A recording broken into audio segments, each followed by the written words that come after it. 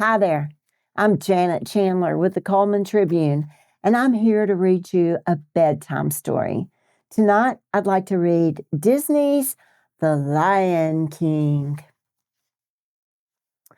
From the smallest ant to the largest elephant, every living thing has a place in the great circle of life. Mufasa's place was king of the lions. Sarabi was the queen, and their newborn cub, Simba, would one day take his father's place as the Lion King. But on this day, little Simba rested in the hands of the wise baboon Rafiki, who sprinkled the cub with dust and welcomed the future king to the great circle of life.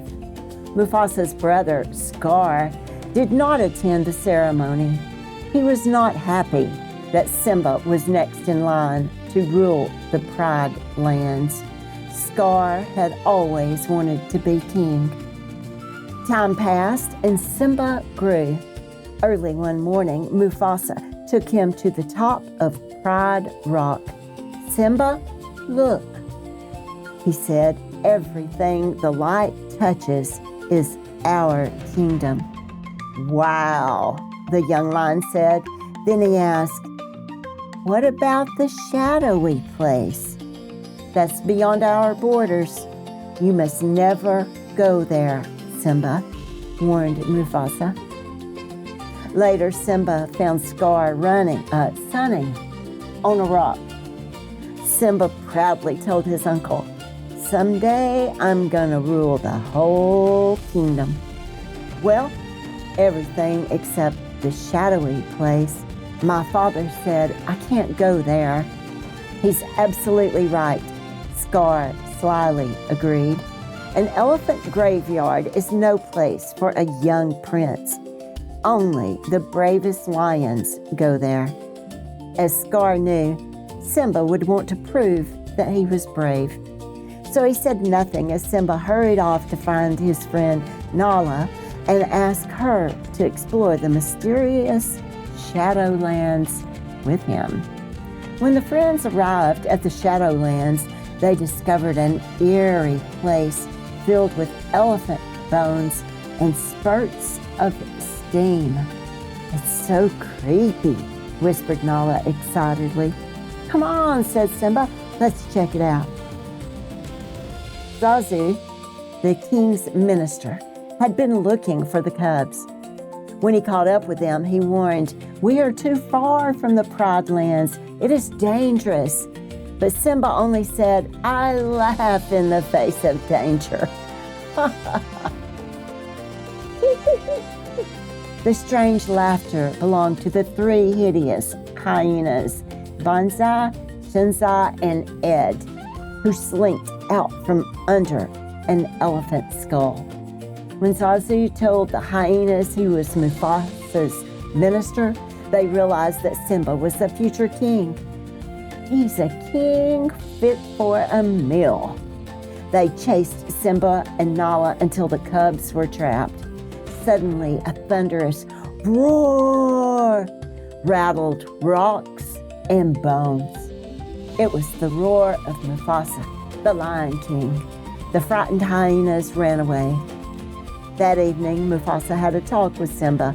"I was just trying to be brave like you," protested Simba.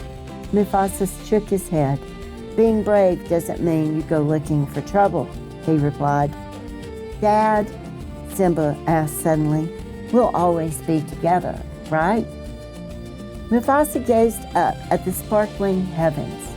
"The great kings of the past looked down on us from those stars," he said.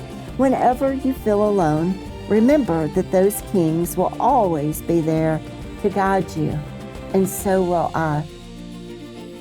Although Scar was angry with the hyenas for letting Simba survive, he made a bargain with them. If they help make him king, they can have their run of Pride Lands. So Scar brought Simba to a vast gorge and promised the cub a wonderful surprised if he would just wait on a certain rock. Scar then signaled the hyenas. The surprise turned out to be a stampeding herd of wildebeest, with the hyenas urging the herd on. The earth trembled. Dust choked the air. The wildebeest ran into the gorge, heading straight for Simba. He sought safety in a tree, but the branch bent under his weight. Just before Simba fell beneath the pounding hooves, Mufasa grabbed him and carried him to the rocky ledge. Then, through the thick, swirling dust, Simba saw his father disappear under the thunderous herd. When the stampede had passed and the dust settled, Simba found his father lying lifeless at the foot of a cliff. What Simba did not know was that Scar had pushed his brother off the rock to his doom. If it weren't for you, the king would still be alive, lied Scar, appearing at Simba's side. He tried to save me, said the cub, sobbing. It was an accident.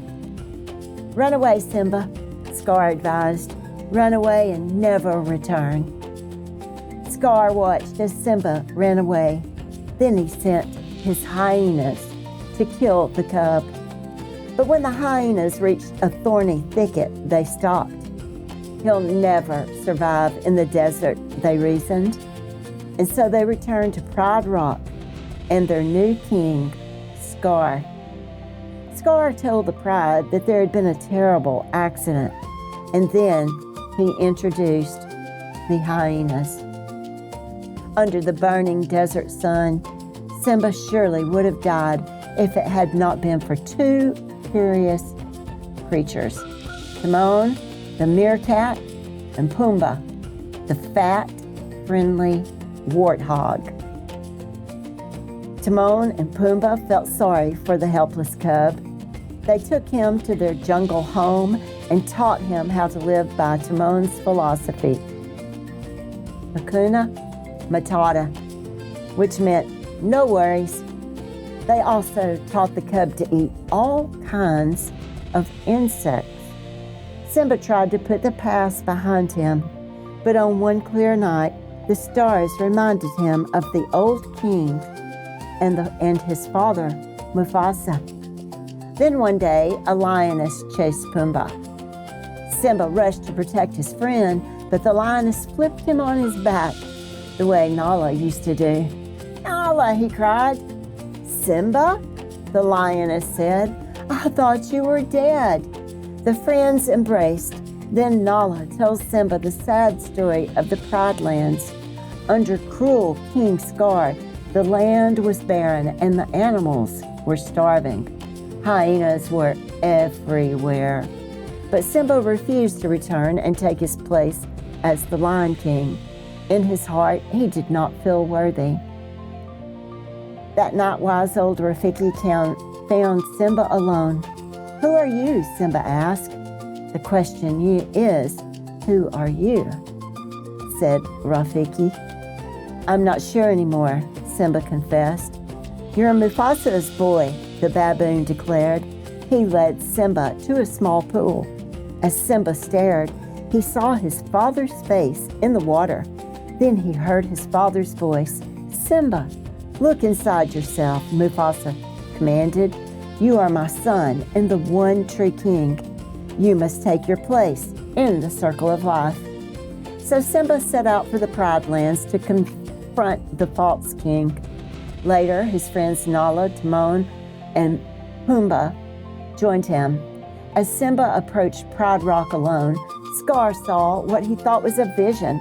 Mufasa! Hadn't he killed the Lion King himself? Was this a ghost? No, it was Simba. "I'm surprised to see you alive," sneered Scar. "I've come to take my place as king," declared Simba. "Step down, Scar." With an angry snarl, Scar forced Simba to the edge of the cliff. As Simba struggled to hold on, Scar leaned down and whispered, "Here's my little secret, Simba. You didn't kill your father. I did." Now Simba knew the truth. All the time he had been innocent. Simba's heart filled with rage, and the strength of 10 lions surged through him. He struggled up onto the rock, leaped on Scar, and the battle began. Nala bravely led the other lionesses against the hyenas. Even Timon and Pumbaa joined the fray. The battle raged until all the hyenas ran from Proud Rock. Simba chased Scar to the top of Proud Rock and cornered him. Scar whimpered, "No, please, have pity on me." "Run away, Scar," Simba said. "Run away and never return." But when Simba turned his back, Scar attacked. Quick as the lightning that flashed above, Simba used Nala's trick flip to send Scar flying over the cliff to the hungry hyenas below. So Scar's evil reign ended, and Simba took his rightful place as the Lion King. In time, King Simba and Queen Nala had a cub of their own. From the smallest ant to the largest elephant, the beasts came from near and far to Proud Rock. There, the son of Simba rested in the hands of the wise baboon Rafiki, who sprinkled the cub with dust and welcomed the future king to the great circle of life, which never ends. The end. I hope you've enjoyed this book tonight. I hope you have a good night and sweet dreams.